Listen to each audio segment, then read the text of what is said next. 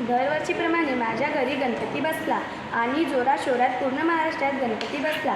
अमरावतीत विदर्भका राजा, मुंबईत लालबागचा राजा आणि पूर्ण महाराष्ट्रात गणेशोत्सव महाराष्ट्रात राज्य उत्सव बनला 2025मध्ये. आणि माझ्या घरच्या गणपतीला आम्ही खूप काही पदार्थ बनवले, जसे लाडू, पेढे, मोदक, पुरी वगैरे. आणि खूप घरोघरी गणपती बसला.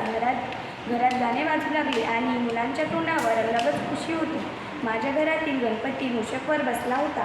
आमच्या एरियेत गणपतीसुद्धा मूषकवर बसला होता. आमच्या गावातल्या मंडळाने पण गणपती बसवला होता आणि तो मोरावर बसला होता आणि खूप मजा आली. गणपतीची आरती करायला, दिवसभर गणपतीजवळ बसायला. गणपती बसल्यापासून 10 दिवस कसे गेले हे माहीत झालं नाही. आणि गणेश चतुर्थीप्रमाणे गणेश विसर्जनसुद्धा आलं. तरीही आम्ही खूप जोराशोरात गणपती विसर्जन केलं. गणपती विसर्जित करताना माझी बहीण रडायला लागली. माझ्या बहिणीला पाहून आम्ही सर्व पण रडायला लागलो. मग आम्ही रडणं बंद करून घरी निघालो.